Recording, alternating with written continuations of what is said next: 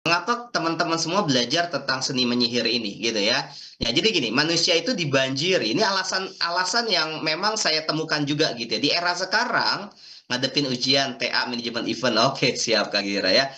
Manusia itu kan dibanjiri oleh berbagai mantra, data, guna-guna dalam tanda kutip ya mengenai produk atau jasa yang berbagai merek ya dari berbagai merek atau perusahaan di saat yang bersamaan. Itu alasan yang pertama. Alasan kedua ya karena memang karena semakin crowded, karena semakin penuh misalnya, teman-teman misalnya jualan kosmetik atau jualan skincare atau jualan kuliner misalnya, di mana mungkin yang lain sama jualan yang sama dengan teman-teman semua dan bahkan semakin penuh, apalagi dunia online, crowded gitu ya, bising gitu. Nah, karena bising dan crowded itu dan banyak mantra-mantra, data-data, persuasi-persuasi, guna-guna, sehingga mungkin produk kita atau jasa kita atau diri kita itu nggak muncul ke permukaan gitu ya, kurang lebih ke arah sana. Nah, kenapa kita belajar itu ya karena memang eh, karena begitu luar biasa nih hari ini di era sekarang dengan teknologi sangat padat sekali teman-teman semua ya. Nah, maka kita belajar, penting belajar ini. Nah, artinya ketika crowded seperti itu harus ada solusi nih. Solusinya adalah ya mau nggak mau teman-teman belajar tentang seni menyihir dengan mantra yang membuat mereka tergoda agar perhatian tertuju pada produk kamu. Dan seni menyihir ini adalah sebuah skill teman-teman semua, sebuah kemampuan, sebuah hal yang bisa kita latih gitu ya. Nah, seringkali ketika kita mempromosikan diri, mempromosikan produk, mempromosikan jasa, itu cuman hanya sekedarnya saja gitu. Tidak ada nilai di sana, tidak ada persuasi di sana, tidak ada mengubah perilaku di sana gitu ya. Maka teman-teman semua perlu belajar, solusinya adalah seni menyihir ini teman-teman semua ya. Nah, jadi ternyata saya belajar seni menyihir itu adalah sebenarnya ini tentang komunikasi pemasaran teman-teman semua. Dan memang komunikasi pemasaran itu sangat kompleks, sangat sangat luas gitu ya. Dan saya pengen ngambil di satu sudut pandang dulu saja teman-teman semua. Nah, teman bisa lihat di slide ya. Ini iklan nih sebenarnya, iklan apa, iklan furniture ya kalau nggak salah ya. Ya, jadi dia membuat sebuah perlombaan untuk climbing ya gitu ya, sehingga ya tanpa sadar ini diiklankan dan orang lain ngeh gitu ya. Nah, maka komunikasi pemasaran efektif dibutuhkan agar pesan sebuah produk perusahaan itu sampai ke masyarakat dan mudah diingat kembali. Jadi tugas kita sebagai seorang penyihir, penyihir kata-kata itu bagaimana perusahaan dan produk itu atau jasa kita atau diri kita itu diingat sama calon klien kita, prospek kita. Maka kita perlu belajar soal itu teman-teman semua ya. Nah, alhamdulillah, kalau saya beberapa kali saya sharing misalnya, saya training, memberikan motivasi training itu berapa kali yang sering ngundang saya gitu ya, dan saya tanya kenapa kok ngundang saya lagi ya, karena motivator siapa lagi Kang yang saya kenal gitu kan. Artinya tugas teman-teman semua adalah top of mind tuh, top of mind di dalam teman-teman, di dalam target market sehingga kita dikenal, sehingga produk dan jasa kita itu diingat gitu. Itu adalah tujuan tentang komunikasi pemasaran atau tujuan dari materi ini yaitu seni menyihir teman-teman semua ya. Nah, teman-teman silakan nanti kita akan praktiknya juga dari produk dan jasa teman-teman semua. Nanti kita akan validasi ya, eh, kita akan berikan feedback teman-teman semua ya, asik kan, jadi nanti teman-teman boleh misalnya produknya apa jasanya apa kita akan berikan feedback gitu ya. Nah, kita lanjut teman-teman semua, lantas apa yang harus dilakukan oleh Anda sebagai seorang penyihir? Nah, kalau saya bahasnya sebagai seorang penyihir aja dulu ya. Nah, yang pertama adalah teman-teman mau nggak mau harus membuat mantranya. Mantra itu adalah pesan yang tepat gitu ya, untuk korban itu target audiens yang tepat gitu, dengan menggunakan berbagai media sihir.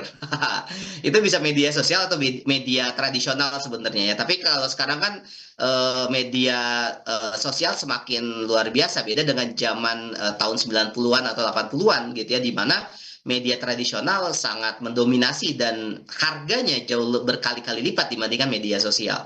Nah, artinya teman-teman semua, teman-teman membuat mantra supaya korbannya terpengaruh dengan menggunakan media sihir gitu ya.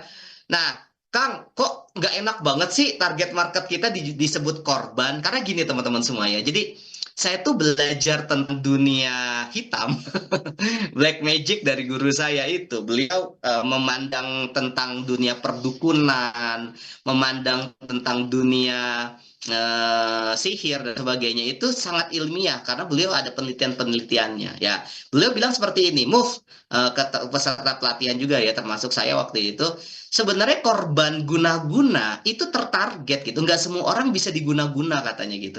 Nggak semua orang bisa apa ya namanya ya, bisa disihir gitu katanya. Ya, jadi ada kategorinya gitu. Ada kata dia nih secara ilmiah gitu ya. Saya nggak tahu, saya nggak pernah guna-gunain orang soalnya ya. Nah dari situ saya belajar bahwa ternyata memang korban dari sihir beneran ya black magic itu dunia hitam itu ternyata memang apa ya? Memang eh, harus tepat sasaran gitu, target audiensnya harus tepat gitu, nggak bisa sembarangan juga gitu ya. Nah itu kata guru saya semakin sadar, oh iya ya ternyata memang ketika kita konteks pada kita mengiklan atau mempersuasi orang, nanti teman-teman juga bisa mempersuasi orang dengan menggunakan teknik ini misalnya gitu ya, ya memang kita harus tahu target audiens itu. Jadi ada tiga kata kunci tuh, ya mantranya gimana, korbannya tepat tepat atau tidak, media sihirnya pakai apa gitu. Ketika tiga-tiganya terpenuhi teman-teman semua, maka teman-teman jadi penyihir yang hebat ya. Teman-teman penyihir ini bukan black magic ya, penyihir yang di materi ini kita bahas tentang teman-teman sebagai seorang persuasif ya, sebagai seorang yang bisa mempersuasi, memberikan negosiasi atau memberikan iklan dan promosi dan sebagainya. Itu buat saya itu penyihir gitu ya dalam konteks materi ini. Clear ya teman-teman semua ya. Sampai sini ada yang pengen ditanyakan? Jadi ternyata teman-teman semua, tidak semua korban, tidak semua target audience itu ya bisa kita sihir gitu. Nanti kita akan bahas ya teman-teman semua ya. Oke. Nah, menarik ya. Nah, artinya ada alurnya nih, ada alur seni menyihirnya gitu. Kalau ternyata memang ada instrumen-instrumen yang apa menjadi titik tekan di situ gitu teman-teman. So, berarti ada alur yang teman-teman lakukan dan sekarang teman belajar soal itu gitu ya. Ya, ini sebenarnya saya jarang loh ngisi training, ngisi tentang training ini. Ini sebenarnya dapur saya gitu ya. Jadi saya tuh kalau misalnya kelas-kelas saya itu kan kelas-kelas private ya kebanyakan rata-rata gitu ya. Dan offline gitu, training offline gitu ya. Terus kalau misalnya offline saya biasanya melakukan sihir-sihir tertentu gitu. Dan sekarang saya dunia di peta diri juga gitu ya dan di webinar dan sebagainya. Ini dunia baru dan memang buat saya menarik nih kalau saya ngajarin ini juga gitu ya. Nah, sekarang kita akan bahas tentang alur seni menyihirnya adalah teman-teman seperti apa. Nah, ini yang perlu teman-teman lakukan, teman-teman semua ya. Ada tiga hal yang perlu teman-teman lakukan. Yang pertama adalah tentukan USP produk Anda. Ya, tentukan USP produk. Apa itu USP? Nanti saya bahas teman-teman semua ya. Yang kedua, pahami korban Anda, pahami target audiens Anda gitu. Jadi, kata kuncinya teman-teman nggak bisa jual produk ke semua orang. Itu kata kuncinya. Nggak bisa jual produk ke semua orang gitu. Teman-teman harus tahu korbannya, target audiensnya seperti apa. Yang ketiga, baru rancang mantra pesan teman-teman semua. Gitu ya. Artinya nomor satu itu teman-teman harus tahu produk knowledge-nya teman-teman semua. Harus tahu apa namanya ya, jasa teman-teman semua. Harus tahu kekuatan-kekuatan teman-teman semua. Kekuatan dan keterbatasan teman-teman semua. Harus paham soal itu gitu. Baru tentukan target audience dari USP produk teman-teman semua, dari kelebihan-kelebihan kekurangan teman-teman semua gitu. Gitu ya. Nah, maka teman-teman semua, ini penting banget. Tiga hal ini yang teman-teman harus lakukan dan kita akan praktik teman-teman semua ya. Yang ketiga baru rancang mantra pesan Anda. Ya, mantranya harus dirancang gitu ya teman-teman semua ya. Oke, kita lanjut teman-teman semua ya. Oke. Nah, apa itu USP? USP adalah Unique Selling Proposition. Apa itu? Nah, USP itu apa yang membuat produk atau jasa Anda unik gitu. Karena kan gini teman-teman semuanya. Tadi konsepnya adalah kita semakin bising nih, semakin banyak produk-produk yang sama dengan kita, semakin banyak jasa-jasa atau diri kita mungkin secara profesi yang sama dengan kita gitu ya. Kalau misalnya teman-teman bekerja di sebuah perusahaan sebagai karyawan, berarti kan apa yang membedakan diri kita dengan karyawan yang lain gitu, sehingga kita unik sehingga atasan kita melirik kita. Teman-teman sebagai seorang pengusaha punya produk, apa yang membuat produk teman-teman unik gitu. Ketika teman-teman mengelola jasa, apa yang membuat jasa teman-teman unik gitu ya. Apa yang membuat jasa teman-teman unik. Nah, maka unique selling proposition penting perlu teman-teman bahas gitu ya, perlu teman-teman buat gitu. Nah, USP teman-teman tugasnya adalah buat satu kalimat yang menjelaskan tentang produk Anda gitu ya. Jadi USP itu nanti buat satu kalimat yang menjelaskan produk Anda. Anda produknya tentang apa sih? Tapi jangan hanya sekedar gini ya, misalnya saya jualan kipas angin, nggak hanya sekedar itu. Saya jualan jasa followers Instagram, nggak sekedar itu gitu. Nah, nanti kita akan bahas ya. Yang selanjutnya adalah keunikan produk. Apa yang hanya dimiliki oleh produk Anda, atau apa yang membuat berbeda dari produk-produk yang lain. Nah, ini yang harus teman-teman pikirin. Jadi ternyata jualan produk nggak hanya sekedar jualan saja gitu. Teman bikin jasa nggak hanya sekedar tawarin jasa saja, teman-teman harus buat USP-nya. Apa yang membuat ini unik, apa yang membuat ini berbeda gitu. Gitu ya. Nah, yang selanjutnya alasannya bagaimana produk Anda memecahkan masalah atau meningkatkan kehidupan pelanggan sehingga korbannya merasa bahagia. Menarik ya. Jadi penyihir di sini itu membuat korbannya bahagia, bukan membuat korbannya sengsara gitu. Oke, ada yang pengen ditanyakan? Nah, ini udah mulai main fundamentalnya teman-teman semua ya. Jadi memang webinar itu to the point banget gitu ya. Sebenarnya ada cara berpikir fundamental dulu, tapi saya langsung to the point aja deh. Ya biar teman-teman nggak sebenarnya nanti kalau teman-teman pengen pengen pengen lebih dalam ya, kita punya grup di Peta Diri, belajar Peta Diri, mungkin nanti saya beberapa kali sharing juga lah tentang di sana gitu ya. Nanti tanya di grup itu, nanti masuk grup besar ya, grup belajar Peta Diri ya. Nah, tapi saya langsung to the point dulu aja teman-teman semua ya. Ada yang pengen ditanyakan? Clear ya? Kalau misalnya paham silakan tuliskan di chat ya, paham Kang gitu ya, biar saya tahu responnya. Nanti ngangguk-ngangguk aja ternyata memang nggak paham kan bahaya juga gitu ya. Silakan teman semua. Kalau paham silakan tuliskan paham.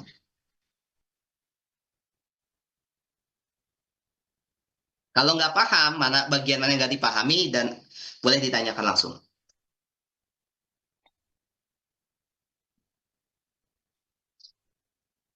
Ada yang chat nih, jangan-jangan nggak pada paham semua nih. Paham, siap. Terima kasih Kak Preti. Paham Kang? Oke, siap Kak Erika. Luar biasa. Oke, sip, mantap ya. Ada lagi? Yang lain pada paham kan? Oke, nah nanti teman-teman semua keuntungannya teman akan bisa memvalidasi ya. Saya validasi tentang produk atau jasa teman-teman semua ya. Yuk kita lanjut teman-teman semua ya. Nah, ini contohnya ya. Contoh teman-teman punya produk skincare nih. Ya, punya produk skincare. Nah, skincare-nya mungkin dari produk lokal dan juga produknya bahan dasar dari bahan dasar alami. Nah, USP-nya adalah glowing glow alami tanpa ribet. Ini adalah sebuah USP teman-teman semua dalam satu kalimat nih. Ya. Glow alami atau glowing alami tanpa ribet gitu. Formula 100% natural dengan hasil terlihat dalam 7 hari atau uang kembali. Ini yang membedakan dengan produk lain gitu. Kang, tapi ada loh Kang yang mungkin ya sama dengan kita, ya nggak apa-apa juga sih ya. Tapi kan gini teman-teman semua, gini kata kuncinya, semakin unik produk kita, semakin semakin apa ya, semakin juara gitu ya. Semakin unik jasa kita itu, semakin orang akan melirik. Tapi pertanyaannya nanti ya di media apa yang kita promosikan kan gitu ya. Teman-teman unik tapi nggak dikasih tahu ke yang lain ya. Orang-orang nggak bakalan tahu keunikan kita gitu. Nah, maka ini tapi kita mulai dari mengenal produk dan jasa kita. Nah, teman-teman mikir nih, emang harus mikir nih. Ya, terus alasannya fokus pada bahan alami ya. permintaan tinggi di pasar skincare karena mungkin bahan alami natural ingredients ini sangat tinggi di pasar skincare, di mana mungkin skincare yang lain mungkin pakai produk-produk atau bahan dasar dari kimiawi misalnya seperti itu. Nah, terus alasannya adalah garansi hasil cepat 7 hari. Nah, ini membangun kepercayaan konsumen nih teman-teman semua. Terus berbeda dari kompetitor yang jarang menawarkan garansi uang kembali. Nah, wah luar biasa. Berarti alasannya kenapa orang membeli produk Anda, pertama bahannya alami, yang kedua garansinya cepat, hasilnya cepat. Kalau ternyata memang tidak berubah misalnya atau tidak ada perubahan, kita garansi untuk uang kembali. Nah, tapi soal ini teman-teman semua nggak ini kalau bicara bisnisnya harus dihitung gitu ya teman-teman semua. Tapi bisa dilakukan itu gitu, asal produk teman-teman ya high quality. Kalau ternyata memang teman-teman nggak yakin itu 7 hari, ya bisa nggak harus 7 hari gitu ya. Tapi ada sesuatu hal yang bisa berbeda dari produk lain. Atau jangan pakai garansi deh, pakai yang lain misalnya bonus apa gitu kan. Atau misalnya produk ini gratis perawatan selama 3 hari, misal contoh kayak gitu ya. Bisa kayak gitu teman-teman semua ya. Nah, ini contoh yang pertama. Nanti teman-teman praktik ya. Contoh yang kedua teman-teman semua. Nah, ini saya punya jasa penerbitan nih ya. Terbitkan bukumu dalam 45 hari dari naskah sampai cetak plus ISBN dengan 100% royalti untuk penulis. Nah, ini USP saya nih, USP produk. Saya punya penerbitan juga gitu ya.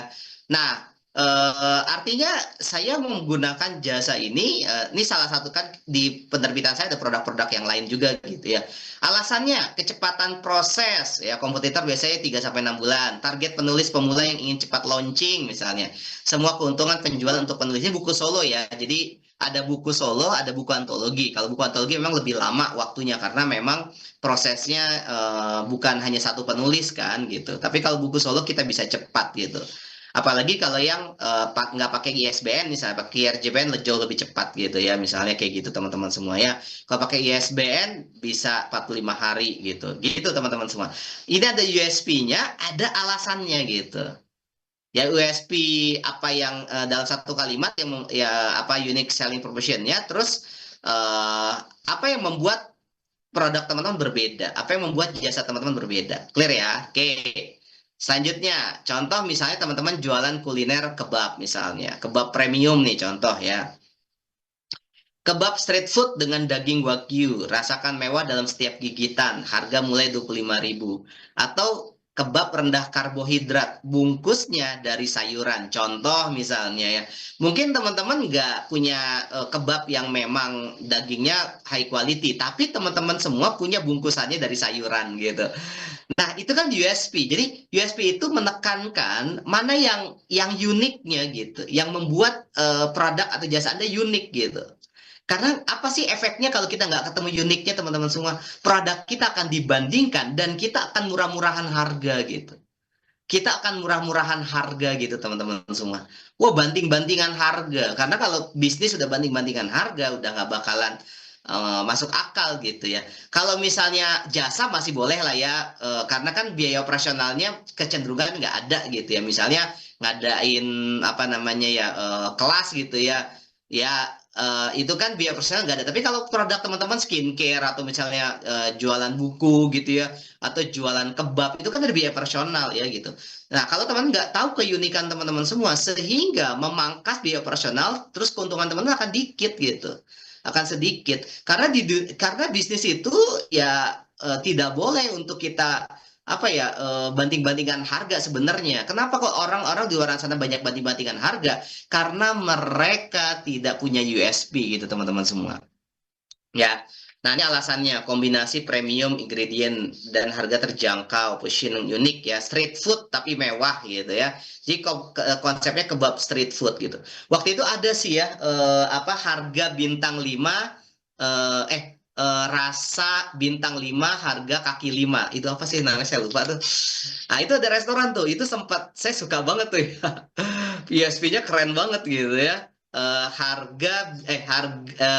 Rasa bintang 5 harga kaki 5. Wah, keren keren keren.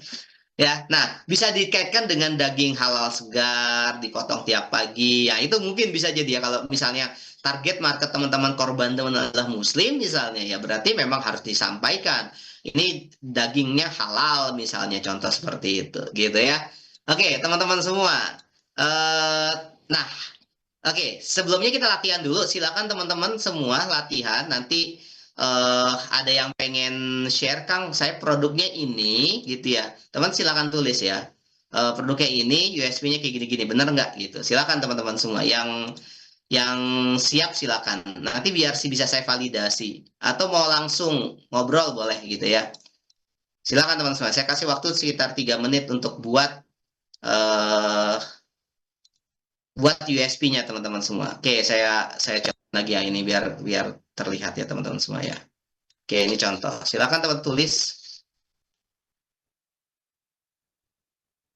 Clear ya, USB buat satu kalimat menjelaskan tentang produk Anda, unikan produk. Kang, ini bisa tagline nggak? Bisa tagline. Bisa tagline, tapi juga tagline-nya harus USB gitu ya.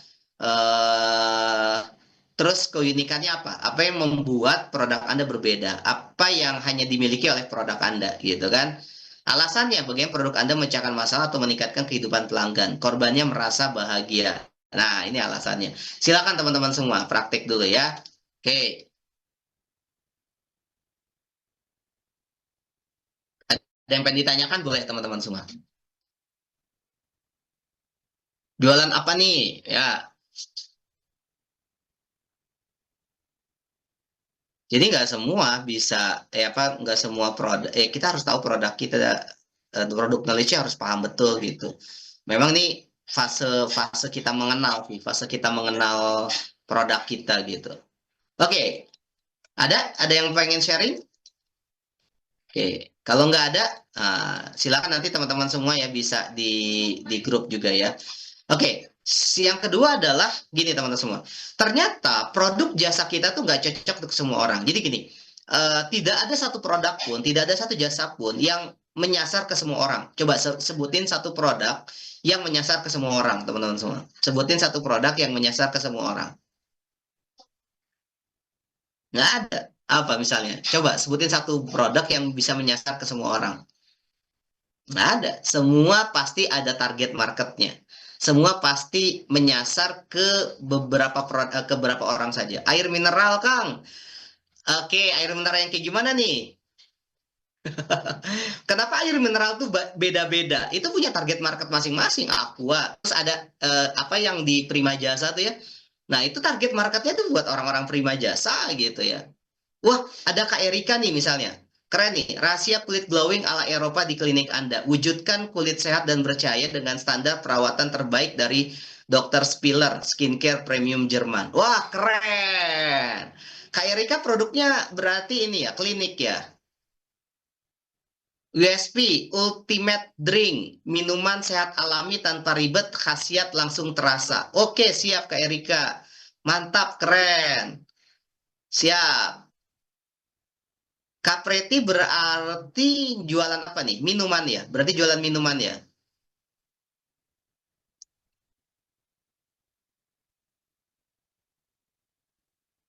Jualan minuman ya berarti ya? Minuman herbal Kang. Oke, siap, keren. Nah, minuman sehat alami. Nah, kalau misalnya minuman herbal ini coba lebih lebih apa ya namanya ya? Lebih tertuju menyembuhkan apa misalnya?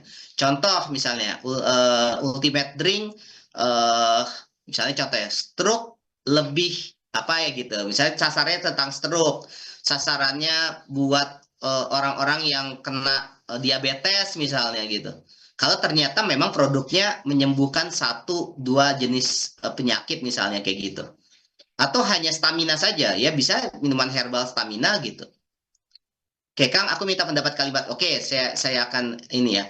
Rahasia kulit glowing ala Eropa di klinik Anda. Nah, saran saya nggak jangan pakai Anda ya. Rahasia kulit glowing ala Eropa gitu aja gitu ya. Eh apa nanti di hal yang lain bisa disebutkan ya tentang klinik misalnya kan otomatis orang kalau misalnya ini dibuat kayak videonya atau ada gambarnya kan pasti orang udah pasti klinik ya. Wujudkan kulit sehat dan percaya dengan standar perawatan dari Dokter Spiller. Nah, gini, saya nggak tahu ya kalau di dunia skincare atau dunia klinik ini, Dokter Spiller itu terkenal apa enggak? Kalau terkenal, oke, bagus gitu ya. Enggak semua orang terkenal. Kalau buat orang-orang yang terbiasa apa ya, yang terbiasa perawatan dan dia tahu bagus gitu. Nah, tergantung nih. Nanti kita bicara korbannya, target marketnya ke siapa nih? Ya, target marketnya ke siapa? Kalau ternyata target marketnya ke orang-orang yang terbiasa klinik gitu ya, dan apa, ada sentuhan yang berbeda dan sehingga berpindah konsumennya, boleh. Tapi kalau ternyata menggait juga orang-orang awam yang mungkin baru pertama kali pengen ke klinik, saran saya dokternya misalnya aja langsung perawatan terbaik dari seorang dokter skincare premium dari Jerman kayak gitu, langsung aja gitu. Kalau ternyata tergantung target marketnya nih Kak Erika, ya tergantung target marketnya. Oke, kesehatan nah langsung aja kalau kesehatan pencernaan langsung aja Kak Preti. Misalnya ultimate drink, minuman sehat eh meredakan mah, GERD, sembelit. Nah, gitu aja udah langsung to the point. Khasiat langsung terasa gitu. Gitu ya. Kalau minuman sehat alami, semua banyak minuman sehat alami gitu. Nah, saya pertanyaan ultimate drink itu maksudnya apa ya? Ini yang perlu di ini nih. Ultimate drink itu apa gitu? Perlu disampaikan karena nggak semua orang tahu nih ultimate drink itu apa gitu. Nah, lagi-lagi tergantung target marketnya nih gitu. Saya itu pecinta herbal nih. Saya pecinta herbal. Saya nggak ngerti nih ultimate drink itu apa. Mendingan langsung aja minuman apa ya? Minuman herbal mah, GERD, sembelit terasa gitu. Khasiat langsung terasa gitu gitu aja langsung to the point USP-nya. Terus alasannya apa alasannya? Alasannya kenapa sih saya harus minum herbal ini? Kalau misalnya Kak Erika, alasannya kenapa sih istri saya harus ke kliniknya Kak Erika misalnya gitu kan? Nah, itu kasih alasannya tuh. Nah, itu kasih alasannya. Nah, alasannya bisa tuh tambahin klinik ini bersih gitu ya, atau klinik ini terstandarisasi. Kalau di helm kan ada SNI gitu ya. Kalau di klinik apa? Coba di bisa kalau ternyata ada standarisasinya ya gitu. Ayo teman-teman semua, ayo biar praktik nih. Di sini biar praktik. Oh, namanya brandnya Ultimate Drink. Oh, gitu. Oke, siap, siap, siap.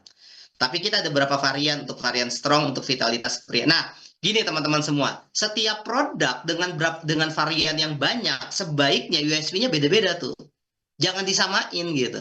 Apalagi kalau teman-teman nanti arahnya ke media sosial, iklan. Misalnya contoh ya, misalnya teman-teman, misalnya Capreti, varian produk untuk vitalitas pria itu ternyata usianya di atas 50-60 tahun gitu. Nah, berarti mainnya di Facebook, contoh kayak gitu ya. Mainnya di Facebook misalnya gitu. Ya. Terus jadi memang setiap varian itu harus harus punya USP-nya masing-masing, nggak bisa disamain. Ya, setiap jasa pun harus punya USP-nya masing-masing gitu. Nggak bisa disamain gitu. Nah, nanti beda kalau ngebangun company branding gitu. Itu beda lagi. USP ini memang fokus ke produknya, fokus ke jasanya gitu. Gitu ya, Kak Preti ya. Nanti kalau misalnya ternyata buat zilenial, mungkin ada kemarin tuh saya dapat iklan dari TikTok itu ada obat yang membuat saya bisa insomnia. Misalnya ada orang yang insomnia itu bisa sembuh gitu. Ternyata target marketnya ke milenial atau zilenial, yaitu bisa ke TikTok misalnya kan gitu ya. Nah, jadi setiap varian itu punya USP-nya masing-masing gitu. Karena gini, korbannya bisa jadi berbeda-beda. Ketika korbannya berbeda-beda, berarti kan mantranya juga berbeda gitu. Mantra buat emak-emak, mantra buat anak muda beda, mantra buat pria beda gitu. Gitu ya. Oke, ada lagi teman-teman semua? Ayo nih, wah ini langsung langsung saya kasih validasi nih. Oke, kalau tidak ada lanjut ya. Nanti teman-teman boleh tanya di chat ya. Oke, nah selanjutnya adalah ternyata produk atau jasa kita nggak cocok untuk semua orang. Iya benar, karena nggak ada satu produk pun yang bisa cocok semua orang gitu ya, gitu ya.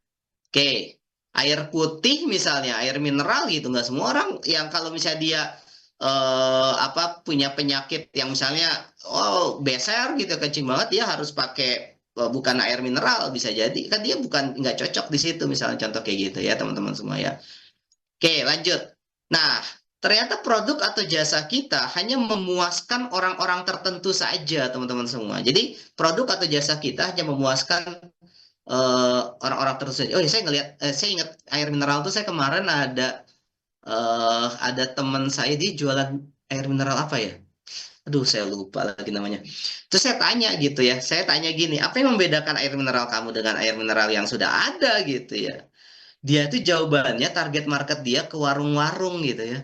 Jadi enggak ke mana ya? Enggak ke minimarket. Jadi sekarang udah ke minimarket juga. Di awal-awal dia ke warung-warung tuh gitu.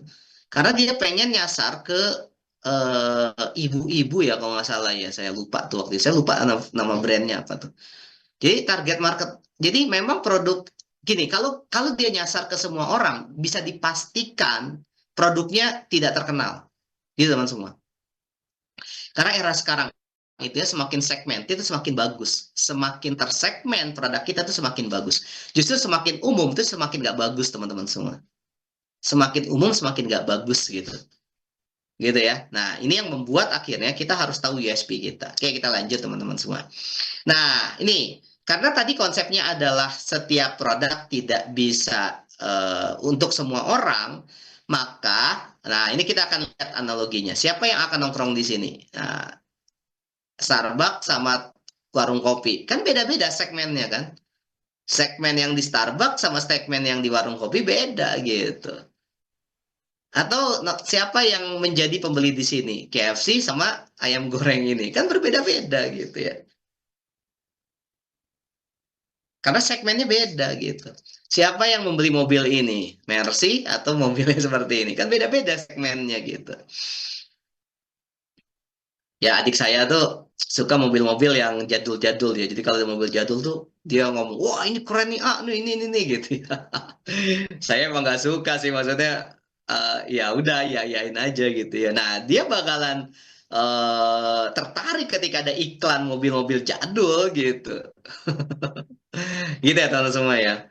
Nah mobil jadul juga spesifik tuh nanti tuh gitu. Gitu ya. Oke, clear ya teman-teman semua ya. Nah, maka segmentasi korban kita, korban teman-teman semua harus clear tuh segmentasinya. Nah, ini teman-teman semua. Kalau mau lengkap nih teman-teman semua, kalau konsultan marketing tuh, wah ini sampai segmentasi itu dibedah gitu ya. Negara, area, kota gitu. Ada yang segmentasinya kota-kota besar, ada yang segmentasinya kota-kota kecil atau kota-kota satelit gitu ya. Terus demografis, usianya, ya usianya. Terus laki-laki, perempuan atau dua-duanya. Family life cycle-nya single, married gitu ya. Sudah nikah satu anak atau sudah nikah tapi nggak punya anak gitu ya. Pengeluarannya berapa nih? 2 juta per bulan, 2 sampai 5 juta per bulan, 5 juta per bulan misalnya, lebih dari 5 juta. Occupation-nya, pekerjaannya, profesinya, apakah profesional, businessman, employee, atau pengangguran, atau tidak bekerja gitu. Gitu ya. Psikografisnya nih teman-teman semua, sosial kelasnya gitu ya, A plus, itu udah atas banget, A, B plus, B, C plus, C, D plus gitu. Ya, kalau teman-teman punya produk yang ke sosialita yang mungkin A plus atau A, ya teman-teman pakai mantra-mantra yang ke sosialita gitu. Kalau ternyata produk teman-teman nyasarnya ke D plus gitu, yang menengah ke bawah, ya pakai mantra-mantra ya menengah ke bawah gitu. Gitu ya teman-teman semua ya. Terus personality-nya tuh aktif, impulsif, easy to socialize gitu ya. Nah, apakah dia aktif? Terus dia impulsif, senang beli-beli gitu ya, atau memang dia senang bersosialisasi gitu ya. Personalitinya harus di apa dipahami. Terus lifestyle-nya seperti apa, survivornya, sustainernya, apakah dia lifestyle sebagai seorang achiever atau sebagai orang yang suka bertahan kehidupan atau sebagai seorang ambisius misalnya. Ya tadi teman-teman tuh yang tadi tiga yang kata-kata teman-teman semua menggambarkan itu lifestyle tuh gitu. Orang ambisius ngumpul yuk gitu kan. Orang yang optimis ngumpul ya. Ini nih lifestyle nih gitu ya teman-teman. Nah perilaku. Nah perilaku itu ekonomik, prestisnya seperti apa. ya. Terus mungkin apa orang-orang yang taste-nya mungkin di atas rata-rata gitu atau di bawah gitu ya. Atau consumer statusnya non consumer atau orang yang sudah pernah nyoba produk kita atau potensial customer atau first time customer baru pertama kali nyoba. Nah, ini beda ini. Beda penanganan mantranya nih. Ya, loyalty-nya apaan? Loyal, medium atau loyal. Nah, teman-teman semua ya. Kalau teman-teman mau dibantu gitu ya di peta diri ya nanti insya Allah kita bantu produk teman-teman semua ya. Nanti konsepnya konsultan ya, konsultasi one on one teman-teman semua. Nanti kita bantu untuk menemukan USP dan segmentasi korban teman-teman semua ya. Nah, ini teman-teman semua, hati-hati ketidakjelasan dalam mendefinisikan segmen korban akan membuat strategi menyihir komunikasi pemasaran ini menjadi tidak tepat sasaran. Ya contoh misalnya teman-teman semua punya produk Mercedes-Benz, produk A plus misalnya yang pembeli pastinya bukan orang-orang pasar, tapi teman-teman masarinnya di pasar. Pasar tumpah atau pasar kaget, Mercy, Mercy, Mercy, Mercy, dibeli Mercy, Mercy, Mercy 1,5 miliar contohnya, nggak bakal ada yang beli gitu ya. Atau sebaliknya teman-teman semua, jualan misalnya apa ya, misalnya bawang misalnya, bawang bawang yang murah-murah atau produk yang murah-murah ke sosialita misalnya. Ya orang-orang yang A plus dia akan ya apa sih gitu ya, produk apa sih ini gitu kan. Ya gele gele naon ya jijik gitu ya nggak pas gitu ya teman-teman semua ya. Paham ya maksud saya ya. Jadi ketidakjelasan dalam mendefinisikan segmen korban akan membuat strategi menyihirnya menjadi nggak tepat sasaran. Gitu ya teman-teman semua ya. Clear ya? Oke. Nah, contoh nih teman-teman semua ya. Jika Anda menjual produk kecantikan dengan bahan dasar dari alam, ya segmen yang dapat ditargetkan mungkin tinggal di kota besar geografisnya. Jadi yang perlu teman-teman nggak usah selengkap ini ya. Ini kalau lengkap nanti ada apa konsultasi khusus gitu ya. Nah, minimal teman-teman paham tentang ini ya. Geografisnya, demografisnya, psikografisnya, perilakunya ya. Tinggal di kota besar misalnya contoh ya geografisnya tuh atau kota satelit atau kota kecil atau di kabupaten misalnya contoh kayak gitu ya ini harus clear nih. Yang klinik tadi nih Kak siapa tadi Kak Erika gitu ya, itu kliniknya tuh target marketnya di mana tuh, di kota besar atau di kota satelit atau di kota kecil misalnya, nanti akan berpengaruh sama tempat gitu ya, akan berpengaruh dengan hal yang lain. Saya kemarin waktu itu ada seorang yang klien saya di dunia kepenulisan, saya kan ghostwriter juga gitu ya. Dia tuh punya salon, dia punya salon 4 atau 5 ya, 4 5 cabang gitu. Saya tanya emang apa salonnya ada di mana? Dia kota satelit tuh di Depok gitu ya. Dan di kota satelit dia target dia nggak di kota besar gitu, karena dia tahu bahwa target market dia nggak ke situ gitu. Jadi tinggi banget enggak, rendah banget juga enggak gitu. Nah, terus contoh wanita nih berusia 8 sampai 35 tahun demografisnya gitu ya. Nah, terus tertarik pada gaya hidup yang sehat dan peduli lingkungan psikografisnya. Terus suka dengan bahan-bahan yang alami. Ya, ini contoh nih teman-teman semua. Jadi, teman-teman tentuin aja geografisnya ya untuk belajar ya demografisnya, psikografisnya dan perilakunya. Nah, contoh lagi teman-teman semua ya. Nih, ini contoh jasa penerbitan buku. Nah, tinggal di kota pendidikan. Nah, saya tuh target marketnya yang penerbitan buku saya ya orang-orang yang di kota pendidikan. Pria dan wanita 35 sampai 60 tahun. Sedang penghasilan 5 sampai 10 juta. Ini buat buku solo nih ya. Tertarik pada literasi dan dunia tulis menulis, psikografisnya dan suka berbelanja buku-buku perilakunya. Atau suka kepoin buku-buku gitu ya. Nah, ini perilakunya. Contoh lagi tadi kebab ya. Oh, kota-kota besar seperti Jakarta, Bandung, Surabaya ini premium nih. Pria wanita 30 sampai 40 tahun karena nggak semua orang suka kebab kan gitu ya. Tertarik dengan cemilan yang berbau Timur Tengah gitu ya. Yang menarik tuh sekarang Almas tuh ya, teman-teman tahu ya, Almas Fried Chicken kan. Dia menggeser KFC, McDonald itu keren tuh ya. Target marketnya keren itu, USP-nya udah keren banget gitu ya. Wah, cabangnya udah semakin banyak karena jelas USP-nya gitu. Nah, suka cemilan yang enak dan sehat laku ya. Oke, nah gitu teman-teman semua ya. Nah, teman-teman silakan sambil nanya boleh. Teman-teman buat nih dari produk teman-teman semua, geografisnya apa, demografisnya gimana, psikografisnya gimana, perilakunya gimana. Silakan teman-teman semua. Ada yang pengen ditanyakan silakan. Nanti saya kasih validasi ya. Boleh.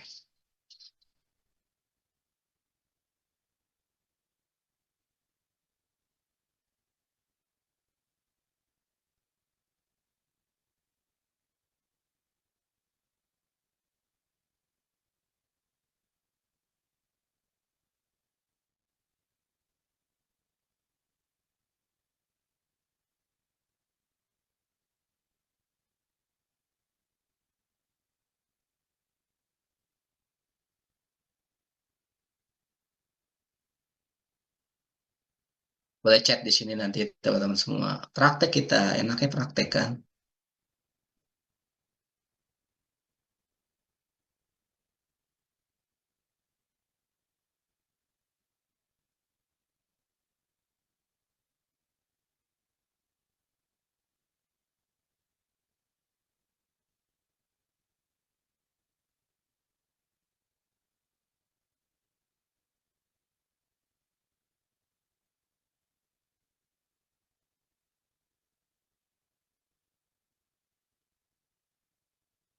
Bagaimana agar tidak vakum ketika usaha kita rugi?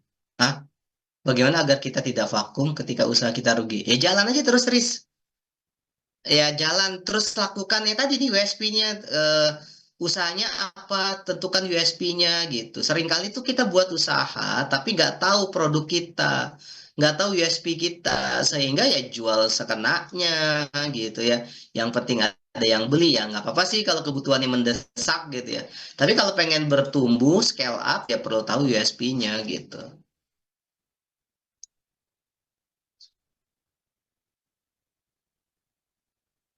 Nah kalau misalnya gimana supaya nggak rugi itu bicara strategi bisnis nanti Ki.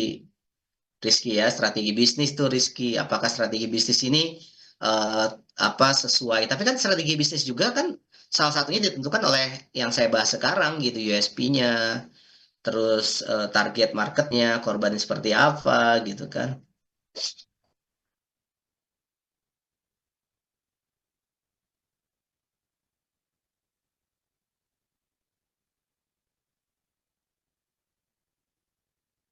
Ada tuh di sini ada nggak ya Koko ya, founder saya. Dia bukunya tuh lumayan bagus tuh, laris tuh.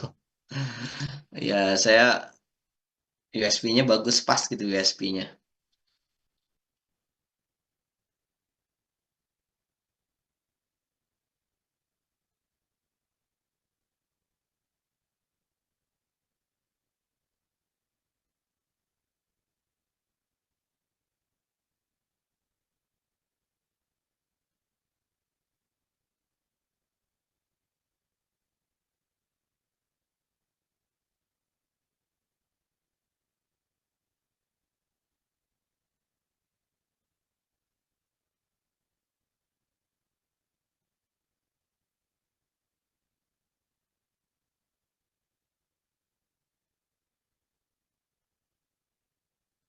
Ada?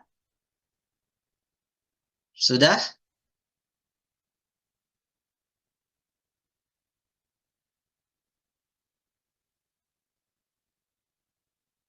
Oke Kak Erika. Geografisnya, kota besar dan area urban yang memiliki daya beli tinggi. Oke, berarti kota besar ya, kayak Rika ya. Terus demografisnya 25 sampai 55 tahun. Wanita utama, pria sekunder yang peduli dengan kesehatan kulit. Oke. Nah, kayaknya sih 25 sampai 55 tahun terlalu rentangnya terlalu jauh deh, Kak. Jadi gini, sebaiknya sih rentangnya itu 10 sampai maksimal 15 tahun ya. 10. Ini berapa tahun nih? 25, 50 ini terlalu terlalu rentangnya terlalu besar nih. Walaupun nanti gini, misalnya kita contoh ya Kak Erika ya, misalnya 35 atau 40 sampai 55 tahun gitu atau di bawah itu. Walaupun nanti yang masuk nih, yang masuk ya, yang 25 ya nggak masalah, itu kan rezeki gitu maksud saya. Karena nanti berkaitan dengan mantra gitu. Usia 25 ngomongnya dengan usia 55 tahun tuh ngomongnya beda tuh. Ngomong wanita yang usia 25 tahun dengan ngomong dengan wanita yang 55 tahun itu beda tuh karena rentangnya terlalu jauh ini. Ini harus di reset lagi nih. Kang, kalau saya kan penyedia jasa penjahit khususnya permak pakaian. Nah, gini Kak Kaningsih nih. Jadi gini, eh produknya apa? Jasa jahit kan. Nah, Kaningsi itu jual produk jasanya kemana nih? Kemana gitu? Misalnya itu harus tahu kemana. Berarti tentuin USP-nya. Atau misalnya tentuin juga dulu misalnya korbannya, target marketnya.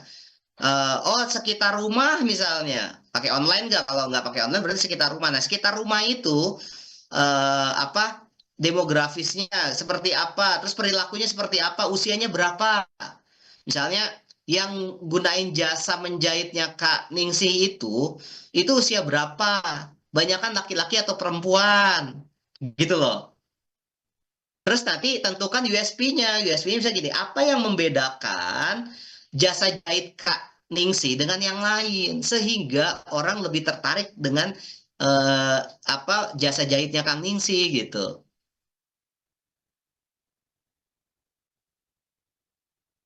Apa tuh yang membedakan gitu.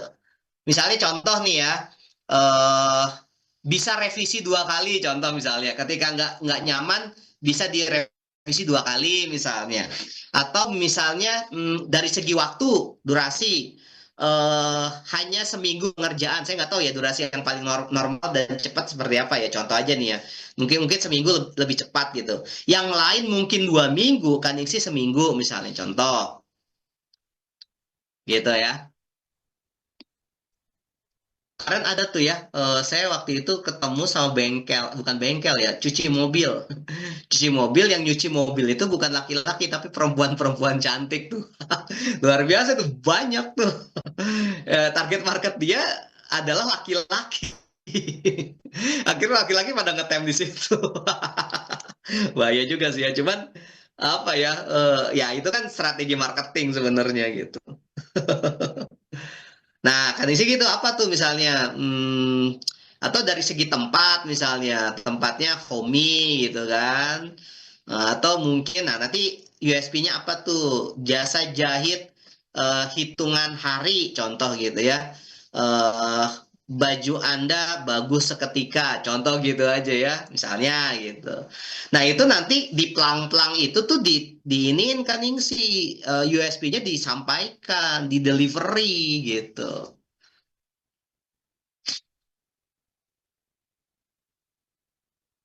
Gitu ya, Kak Erika gitu ya, clear ya. Ini rentangnya terlalu jauh ya. Jadi jangan terlalu jauh karena bukan bukan tapi nanti kalau ada yang usia 25 masuk, kalau saya targetnya 40, ya itu rezeki. Tapi kan kita cara ngomongnya gimana? Karena mantra itu kan tergantung ngomongnya gitu. Siap, terima kasih Kak Indri. Oke, clear ya. Sekarang kita lanjut lagi. Nah, udah, untuk merancang mantra atau pesan hal ini perlu diperhatikan nih teman-teman semua. Gunakan USP Anda, pertimbangkan target korban Anda, perkuat dengan mana. Kita akan belajar nanti nomor 3 ya. AIDA, attention, interest, desire, dan action. Dan jangan lupa emosional dan relevan. Nah, kita akan bahas tentang ini teman-teman. Ya, mantranya namanya AIDA. Ya, mantranya namanya apa? AIDA. Apa itu AIDA? AIDA attention, interest, desire, action gitu ya. AIDA tuh attention, interest, desire, action. Nih, contoh misalnya, attentionnya nih, perhatian. Jadi ini kita udah mulai bikin mantranya nih gitu ya. Mulailah dengan elemen yang memikat perhatian seperti pernyataan, pertanyaan, fakta, mengejutkan, atau headline menarik. Contoh, tahukah Anda bahwa 90% masalah kulit berawal dari bahan kimia di produk sehari-hari? Gitu contoh nih. Tahukah Anda bahwa nah ini kan mantranya nih teman-teman semua. Ini dengan pertanyaan atau ada fakta-fakta mengejutkan. Misalnya contoh, saya pernah jualan talent mapping tuh. Talent mapping itu pemetaan potensi dan bakat gitu ya untuk orang supaya nggak salah jurusan. Saya nanya gitu, tahu nggak ada fakta dari IDF mengatakan 87% mahasiswa di Indonesia salah jurusan. Nah, kamu mau salah jurusan? Nah, kalau kamu mau nggak salah jurusan, nah kalau nggak mau salah jurusan, ikut talent mapping. Gitu. Jadi mantranya itu harus keluar, entah itu eh, pertanyaan, fakta mengejutkan, atau headline-headline menarik. Headline menarik sekarang eranya hook ya, namanya hook nih. Ya, hook nih. Nah, terus attention, perhatian ya, supaya orang attention tuh, perhatian gitu. Jadi pas ketika kita scrolling atau ketika kita ngelihat sosial media, wah 90% masa kulit berawal dari bahan kimia ya gitu ya. Ah, menarik nih. Nah, ini namanya hook nih, salah satunya juga hook namanya gitu.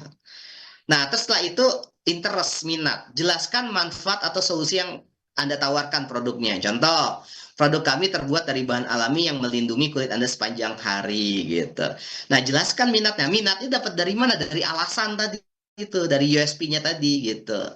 Jadi berhubungan antara teknik yang tadi pertama sama yang ketiga ini. Terus desire, keinginan. Nah, bangun keinginan dengan menunjukkan hasil nyata atau testimoni pelanggan. Misalnya contoh, rasakan kulit lebih sehat hanya dalam 7 hari. Mungkin ada testimoni di sana. Atau misalnya ada hal ada hasil-hasil yang nyata gitu ya. Atau mungkin ada orang yang pernah ngomong sama kita, misalnya contoh seperti itu. Ya ini bangun desire, bangun keinginan supaya orang tuh tertarik, lebih tertarik lagi. Kalau ini kan baru baru orang tuh kan misalnya kita scrolling scrolling atau misalnya gini ya misalnya kalau di toko itu orangnya lalu lalang tuh supaya lalu lalang itu supaya dia berhenti sesaat ngelihat mantra kita. Nah interest itu dia udah pas ngeliat-ngeliat menarik nih, nah ngedeketin tuh kayaknya keren nih gitu ya. Nah, desire itu udah lebih lebih intens lagi tuh. Maka dorong lagi dengan ini ada testimoninya, ini ada hasil nyatanya, ini ada orang-orang ahli mengatakan hal ini gitu ya. Uh, lebih menarik. Nah, baru nanti terakhir tindakan, ya action. Akhiri dengan ajakan bertindak yang jelas menarik. Dapatkan diskon 20% hari ini gitu ya. Orang, wah, diskon nih ya. Kalau ternyata ada diskon, kalau nggak ada diskon bisa bonus. Kalau nggak ada bonus bisa hal-hal yang lain gitu ya teman-teman semua ya gitu. Atau misalnya potong rambut sekarang, pijit gratis gitu kan bisa. Gitu ya. Nah, ini mantranya ini Aida nih attention, interest, desire, action. Gitu ya. Nah, misalnya contoh nih mantra-mantra AIDA satu nih. Nih contoh, kulit glow tanpa efek samping. Coba sekarang, nanti ada background foto wajah sebelum dan sesudah pakai produk gitu ya. Interest dan desire. Nah, di body ini teman-teman semua, ini mantranya nih. Di body ini, di isinya, teman-teman sampaikan interest sama desire-nya. 100% natural, ekstrak kunyi propolis, aman untuk kulit sensitif, garansi 7 hari nggak puas uang kembali gitu ya. 9 dari 10 pengguna merasakan kulit lebih halus dalam 3 hari. Nah, actionnya nih tindakannya pesan sekarang. Ini namanya call to action nih CTA nih. Gratis sampel masker untuk 50 pembeli pertama gitu. Kemarin Koko bukunya tuh diskon eh, berapa persen gitu ya untuk 100 pembeli pertama gitu. Nah, gitu teman-teman semua ya. Oke, contoh lagi. Nah, buku Anda terbit dalam 30 hari, ISBN gratis gitu kan. Nah, kalau di penerbit yang lain ISBN bayar gitu. Foto buku dengan mock-up bestseller. Nah, nanti ada bukunya gitu contoh ya. Nah, spesialis ini jual jasanya ya. Spesialis genre, romance, trailer, bisnis. Distribusi bisa Gramedia, Shopee, Tokopedia. Ini contoh nih. Kalau saya, ini contoh aja teman-teman ya. Saya nggak pakai distribusi ke sana. Terus bonus layout profesional, 1 kali promo Instagram gitu. Buku klien kami terjual 5.000 eksemplar di bulan pertama. Contoh seperti itu gitu ya. Nah, Footer Action, promo April 2025, konsultasi gratis via Zoom. Nah, email penerbitan langsung action tuh. Silakan tertarik email ke sini dengan subjek terbit cepat gitu ya. Tambahkan ilustrasi buku terbang dan testimoni penulis gitu. Ilustrasi buku aja ya teman-teman salah nih ya. Oke, mantra yang ketiga teman-teman semua. Kebab Wagyu cuma 25.000, ada saus truffle-nya, saus dari bahan alami. Background foto kebab dipotong dengan daging juicy. Nah, ini buat bodinya nih. Bodinya daging Wagyu grade A, terus bungkus roti homemade, terus halal dan no MSG gitu ya. Rasakan melelehnya Wagyu ala restoran bintang 5 gitu kan. Nah, ini juga ada tagline-nya di sini nih gitu. Nah, footer langsung silakan ke lokasi ini ada Google Map misalnya atau pesan online dan sebagainya. Ya gunakan kode kebab mewah gitu kan. Ada kodenya gitu. Gitu teman. Nah, ini membuat orang akhirnya action. Nah, mulai dari teman-teman mantranya AIDA itu mulai dari headernya itu intention, terus badinya interest desire, terus footernya action gitu teman-teman semua ya. Nah, silakan buat mantra teman-teman semua. Yuk, buat ya.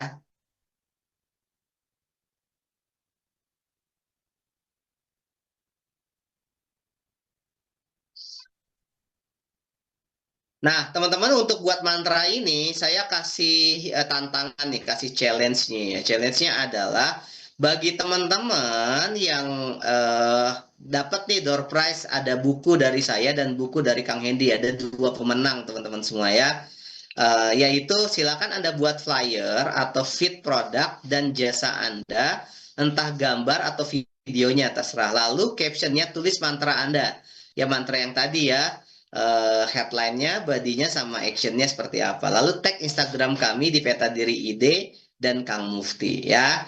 Oke, gitu teman-teman semua. Kalau yang pengen ditanyakan silakan gitu ya. Selamat menyihir dengan mantra yang tepat. Sukses buat teman-teman semua. Saya kembalikan ke MC. Nanti kalau ada pertanyaan silakan ya. Wassalamualaikum warahmatullahi wabarakatuh.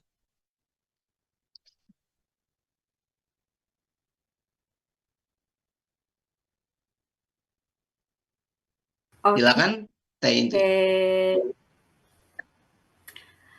wih teman-teman, tadi materinya full insight dan daging semua ya. Dan tadi juga kita langsung praktek gitu ya, dari mulai USP tadi, penentuan demografis untuk calon pembeli kita, dan barusan mantra Aida juga, meskipun ya karena keterbatasan waktu jadi teman-teman belum bisa dibahas lebih lanjut gitu ya. Oke, teman-teman, kita masuk aja langsung ke sesi Q&A, karena tadi mungkin sambil pemaparan juga ada yang bertanya. Nah, sekarang kalau ada yang mau bertanya lagi, mau itu tentang USP, Aida, dan yang lainnya, boleh banget teman-teman langsung aja di drop di kolom chat atau raise hand dan on mic juga boleh banget teman-teman. Maka dari teman-teman jika ada yang mau ditanyakan, boleh ya guys. Karena tadi materinya juga menarik banget. Mumpung ada Kang Mufti dan bisa dibahas dan dibedah juga pertanyaan yang teman-teman bingungkan untuk bisnisnya kita. Boleh yuk teman-teman kalau ada yang mau bertanya.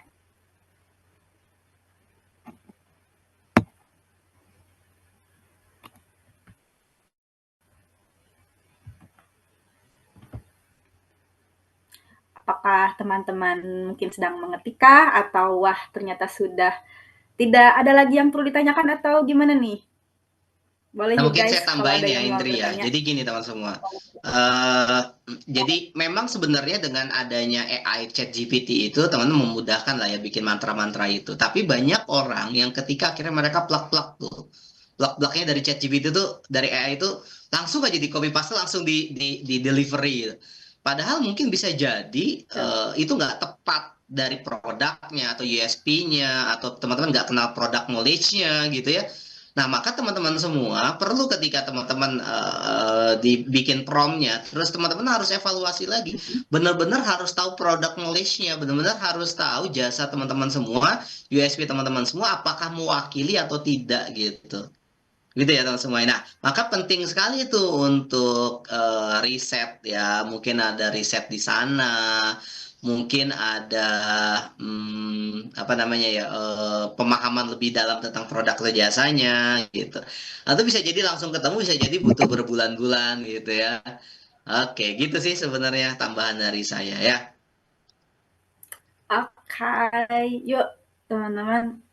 Kalau ada yang mau ditanyain boleh banget.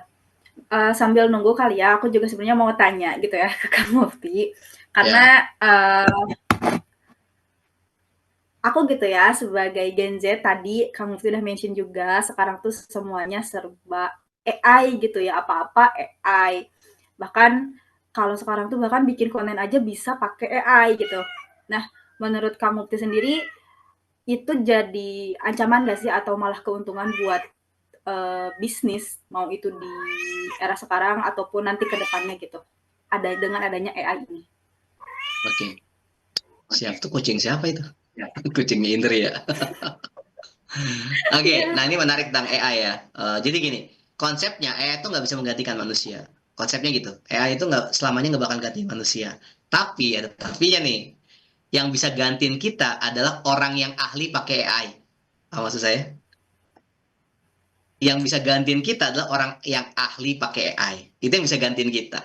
Jadi memang AI itu kan tools, alat. Dia nggak bakal bisa gantiin kita. Tapi kita bisa digantikan oleh orang yang ahli pakai AI, teman-teman semua. Hmm. Nah, maka teman-teman semua, proses pembelajarannya adalah teman-teman harus ngerti dengan ilmu yang bidang teman-teman kuasai. Nah, minta asistennya dari AI. Teman-teman akan mengolah tuh cara berpikirnya gitu. Saya pernah waktu itu ya, saya pernah ikut webinar, bahas beliau psikolog gitu ya, masih muda sih, baru lulus dari kuliah gitu ya. Dia psikolog gitu, terus ngebahas tentang kesehatan mental. Terus jawabannya saya yakin itu AI semua. Saya yakin 100.000% gitu. Karena saya juga pernah riset dari AI juga kan, nanya gitu ya, gimana gimana seperti apa. Kok jawabannya mirip gitu ya. Nah, jangan gitu-gitu banget lah gitu ya. Teman-teman ada proses mengolahnya, ada proses memahaminya. Biar apa? Biar level of thinkingnya ya, taraf berpikirnya naik gitu. Taraf berpikir kita Betul, betul. naik gitu. Jadi ya memang semua bisa digantikan, tapi apa, dan digantikan itu kan sebenarnya orang yang ahlinya, yang dia pakai AI, misalnya dia konten kreator yang sudah lama, mau pakai AI lebih cepat gitu ya. Saya edit buku juga beberapa kali pakai AI gitu kan.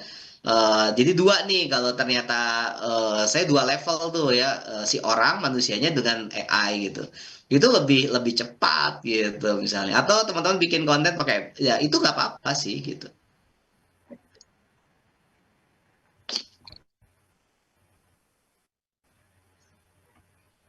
Oke.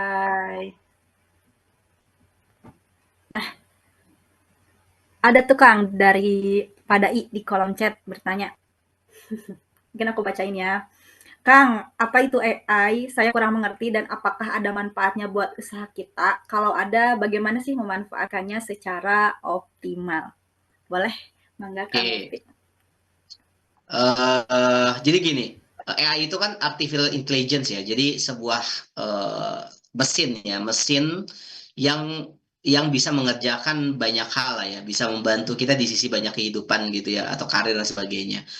Nah, AI itu kan dia belajarnya dari machine learning ya. Jadi dari mesin itu sendiri, dari database mungkin, atau dari orang-orang yang ngetik di Google atau di database-database-nya mereka gitu ya. Tentunya big data ya, bukan hanya small data, dan itu terakumulasi dan mereka bisa berpikir dengan cepat gitu ya.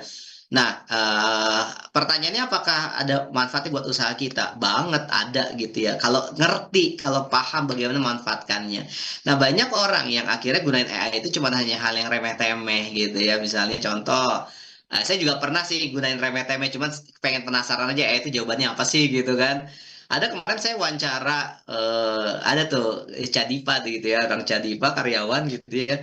Dia saking introvertnya gitu ya, sampai kalau ada masalah dia nanya ke AI gitu ya. Saya bilang gini, enggak gitu-gitu juga kali teh gitu ya, sosialisasi lah. Iya ya Kang, saya ada temen sih, cuman kalau misalnya saya takut kalau teman saya tersinggung gitu, akhirnya saya nanya AI aja gitu ya. Ya itu kan salah satu manfaat dia ketika dia punya kelemahan untuk sosialisasi, tapi kan ya tetap kita butuh sosialisasi gitu ya. Nah, untuk usaha gimana? Wah, misalnya kayak untuk marketing. Teman-teman marketing itu teman-teman dia akan bisa membuat promosi-promosi di sana. Mantra-mantra itu banyak banget. AI itu bisa membantu teman semua. Tapi ingat, itu harus didesain, harus di level of thinkingnya harus digunakan. Jangan sampai udah plek-plek aja gitu ya. Kayak waktu itu di webinar, ada webinar yang saya mikir gitu, wah ini jawabannya AI semua gitu ya. Saya pengen ngulik aja sih gitu ya. Sebenarnya saya tahu sih bagaimana bertanya yang nggak ada jawabannya di AI gitu ya. Maksudnya kentara banget lah, bukan nggak ada ya, kentara banget nih di AI gitu ya. Ya cuman itu kan pilihan seseorang ya, itu pilihan seseorang. Nah, bagaimana cara manfaatkannya secara optimal? Tergantung nanti, misalnya contoh, apa namanya, kayak misalnya marketing, berarti kan kita harus paham marketing, dan prompt itu kan hasil dari pikiran kita kan gitu. Kayak contoh kemarin tuh di Peta Diri ada perusahaan yang berikan konsultasi gitu ya, Kang Hendy kan orang HR ya, saya nggak paham tuh tentang dunia HR gitu ya, HRD. Ada OKR, ada KPI gitu. Apa yang saya lakukan? Saya tanya ke AI gitu ya. Coba jelaskan saya tentang OKR, saya pengen ini itu dijelasin, terus saya tanya terus gitu ya. Akhirnya saya ngerti, oh ini tuh OKR, oh ini tuh KPI. Walaupun nanti ketika pada saat ngobrol sama Kang Hendy bisa jadi dia kan lebih ahli tuh gitu kan. Ya, tapi minimal saya tahu punya dasarnya, punya basicnya. Nah, kadang-kadang orang tuh puas dengan hanya basicnya aja gitu ya. Nah, kenapa saya bertanya dengan AI dengan untuk manfaatkan itu karena nanti ketika saya ada klien yang nanya-nanya tentang KPI minimal saya ngerti lah gitu, minimal saya ngerti, saya paham, dan itu kan bisa dimanfaatkan kan gitu ya, konteksnya seperti itu teman-teman semua. Contoh lagi buat jualan misalnya, buat jualan bikin namanya hook misalnya. Wah, hook gampang banget tuh. Hook itu kan headline ya, mantra headline tuh hook tuh gitu ya. Mungkin banyak tuh orang-orang yang jualan hook aja gitu. Di AI mudah banget buat hook gitu. Saya menarik ya waktu itu ada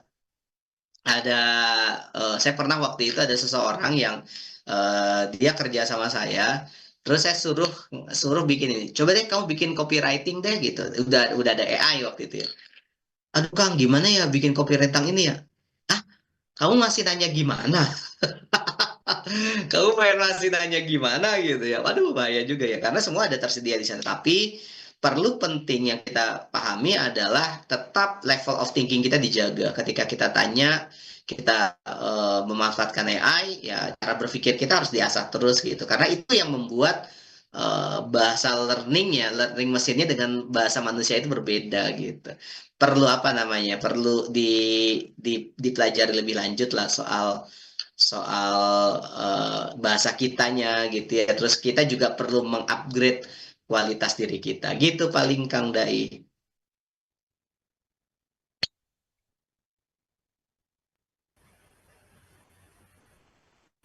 Gimana Pak Dai, apakah terjawab? Untuk teman-teman yang mau bertanya, kita masih ada beberapa menit ya guys. Boleh banget uh, drop di kolom chat ya.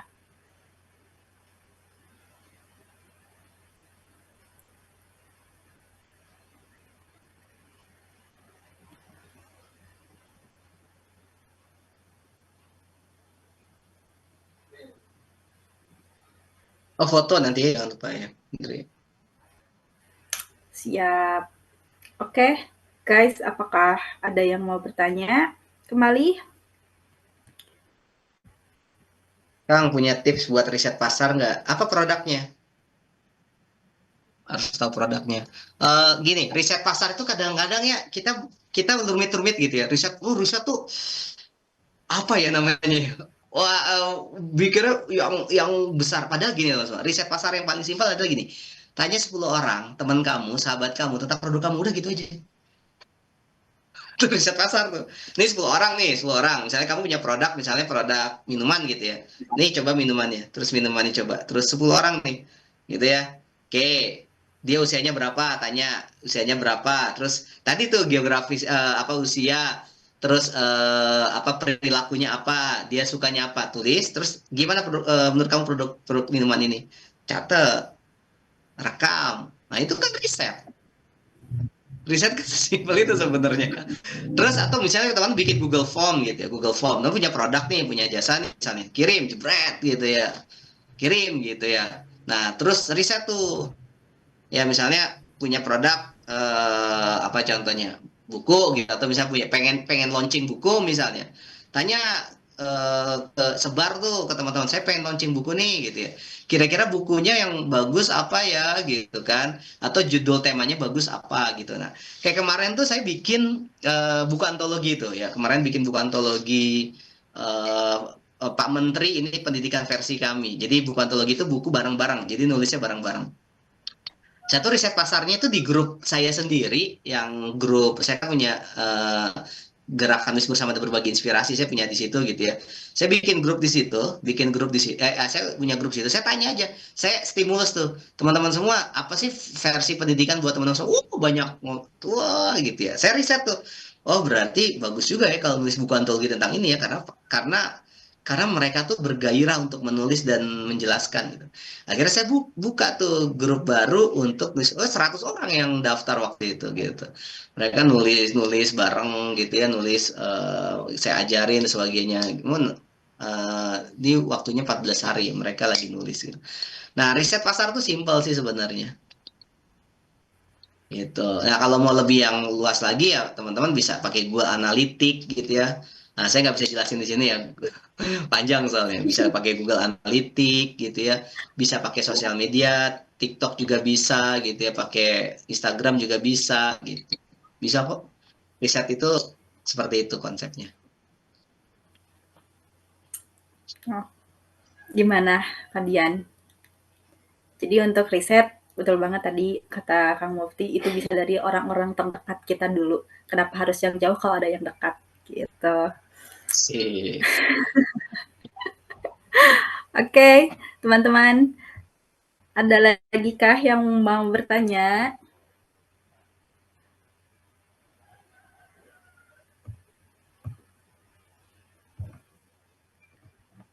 Ada tuh, Kaningsih. Halo, Assalamualaikum, Kang. Waalaikumsalam warahmatullahi. Silakan Kak. Eh, ini mau nanya tentang yang ini kan, Kang, apa namanya, menjual. Kalau tadi kan tentang yang menjahit udah paham gitu kan. Ini yang tentang yang memasarkan buku yang di ini yang kita tulis gitu kan, Kang. Di situ kan saya masih bingung kan karena gini cara kita membuat kata-kata supaya seperti apa gitu dari buku antologi yang udah terbit gitu kan, Kang. Hmm.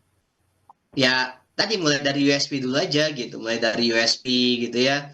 Terus unique selling point-nya apa gitu kan.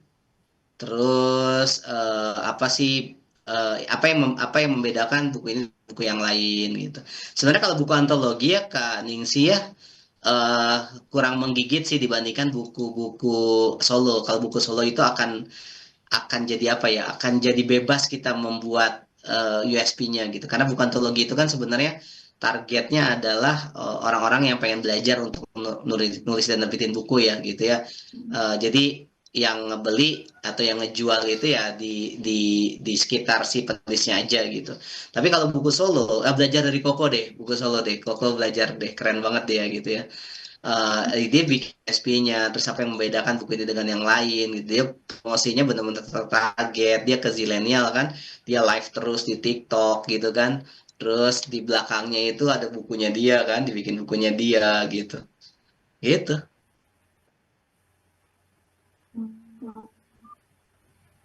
Iya Kalau ya, buku Kang. antologi itu memang sebenarnya tantangannya adalah kan dia buku bareng-bareng ya gitu ya.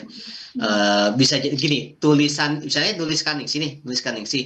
Bisa jadi memang USP-nya atau target marketnya berbeda tuh dengan orang yang nulis dengan tema yang lain gitu. Walaupun satu tema besar gitu. Nah, itu menantangnya sih sebenarnya. Buku antologi itu di situ gitu. Jadi gini Kang, kalau misalnya kan tadi kan di situ ada dibuat kayak backgroundnya itu kayak produk apa yang mau dijual gitu kan. Misalnya ini Ya. kita spill sedikit dari misalnya ada beberapa isi dari buku kita, misalnya ada beberapa kalimat itu kita foto, terus kita upload ke misalnya kayak ke story WA gitu kan kan, terus kita Nah, tambah kata-katanya dengan bahasa kayak gini. Yang penasaran dengan cerita selanjutnya, yuk segera pesan, itu boleh nggak Kang yang bahasa yang seperti itu gitu? eh gini, kalau tema tentang materi kita itu jangan itu namanya hard selling tuh. Itu namanya hard selling. Kalau soft sellingnya gini, misalnya contoh ya USP-nya nih misalnya buku gini misalnya. Eh contoh nih ya, kita pakai pakai sentuhan storytelling. Nggak nggak tahu kenapa ya, kok saya akhirnya jadi nulis di buku buku sini ya. Padahal awalnya nggak tertarik, tapi ketika teman saya ngajak saya untuk nulis buku dan menceritakan tentang ke proses kehamilan saya gitu ya, akhirnya ngalir aja gitu ya. Nggak nyangka ternyata dalam waktu 5 hari sudah ada saya sudah selesai naskah saya. Wah, keren deh buku ini. Nah, kayak gitu tuh storytelling tuh. Nah, teman-teman kalau misalnya diberikan ruang untuk nulis menceritakan kehamilan teman-teman semua antusias nggak? Antusias, antusias kan gitu. Nah, silakan pesan buku ini ya gitu. Jadi ceritanya Kaningsih tuh, pengalaman Kaningsih gitu. Nah, waktu itu saya sempat melakukan itu ya, Karena memang ya kalau di buku antologi itu si koordinatornya tuh yang ngelola itu gitu ya. Koordinatornya memang ngelola itu. Nah, Teina tuh kan ya luar biasa, lagi luar biasa kan. Makanya prosesnya walaupun yang penting mah berproses aja dulu. Nah, waktu itu saya pernah nerapin itu ke buku antologi GGTM. GGTM tuh gara-gara talent mapping. Jadi para praktisi talent mapping itu ngumpul tuh nulis buku. Nah, si si koordinatornya itu benar-benar saya tentir juga tuh, maksudnya saya dorong juga gitu, gini teh, tapi dia lebih banyak berapa ya, berinovasi sih waktu itu. Wah, karena dia punya ini 1.000 eksemplar terjual tuh, 1.000 buku tuh. Nah, terus dia bikin tuh, jadi setiap penulis itu menceritakan kenapa sih mereka akhirnya nulis buku ini gitu. Nah, itu tuh kayak storytelling tuh. Wah, diupdate lagi. Nanti dalam satu template diupdate, diupdate, diupdate, diupdate gitu. Template diupdate, satu template diupdate, satu template diupdate gitu, ya. Terus gitu ya. Nah, terus dibikinin USB-nya. Teman-teman, belajar talent mapping kalau nggak baca buku ini nggak lengkap loh. Gitu-gitulah pokoknya. Temukan sensasi yang berbeda dari orang-orang yang belajar talent mapping dan praktikkan talent mapping dan menulis dari buku ini. Wah, gitu-gitulah. Wah, di pesanan pertama itu tembus berapa ya? Tembus 300 eksemplar, 700 eksemplar. Pesanan kedua tembus 300 eksemplar. Karena saya juga intens banget tuh di sana tuh, karena waktu itu si koordinatornya bilang ke saya, Kang Mufti, saya pengen nih apa, praktisi itu punya penghasilan terus. Jadi memang di ini banget di ini. Terus praktisi-praktisi ini juga punya buku dan akhirnya banyak tersebar gitu. Jadi memang kolaborasinya luar biasa sih gitu ya. Nah, memang tuh effortnya luar biasa sih. Tapi kita berhasil 1.000 eksemplar tuh waktu itu tuh. Terus yang kedua ada buku tentang sosial. Jadi, aduh saya lupa apa judulnya. Itu 300 eksemplar. Jadi buku-buku yang tembus di atas ratusan eksemplar buku antologi itu memang effortnya menantang sih. Jadi perlu dikemas gitu. Nah, itu koordinatornya, terus para penulisnya juga sepakat gitu gitu. Ya mudah-mudahan nih pendidikan versi kami ini saya juga pengen tebus-tebusin juga nih gitu ya. Udah punya saya plot juga gitu. Ya nggak tahu nih, saya gunain semua ilmu-ilmu saya nanti insya Allah gitu. Iya kan. Jadi sebenarnya yang calon buku ketiga ini, bukan antologi ketiga ini memang ada harapan ya.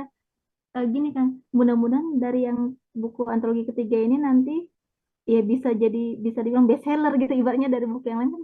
Kalau yang pertama, kedua ini kan bisa dibilang masih awal-awal belajar. Yang ketiga ini tahap belajarnya harus lebih kan, ibaratnya kan boleh kan Kang, misalnya kayak gini, kita minta kayak misalnya pendapat dari beberapa ibu rumah tangga, misalnya kayak mana sih versi ibu, kayak mana dari bahkan dari kayak guru gitu kan, kita minta pendapatnya, itu bisa nggak Kang dimasukkan ke dalam buku juga gitu, kutipan-kutipan kata-kata dari orang tua Testimoni gitu ya. berarti, Ya, testimoni berarti testimoni, ya. iya ya seperti itu Bisa, kan. bisa banget. Cuman Hmm. memang kan kalau misalnya bukunya sudah tercetak gitu ya, sudah tercetak, makanya enak leluasannya itu buku solo sih Kak Ningsi. Leluasanya itu buku solo. Saya Iya kan kan. Ningsi bikin ya, yang tanda cinta misalnya, atau proses, kan Ningsi itu kan pengalaman hidupnya luar biasa gitu ya. Nah, coba diceritakan dengan memoir, bahasa memoir aja gitu, bahasa memoir aja. Nah, kalau kenapa buku solo bisa leluasa? Enak kan nih, misalnya lagi nulis nih buku nih, belum belum tercetak nih, masih pre-order. Minta tuh teman-teman kaning situ, saya lagi nulis buku ini nih. Nah, berarti kan dibuatin dulu ya mock-up-nya.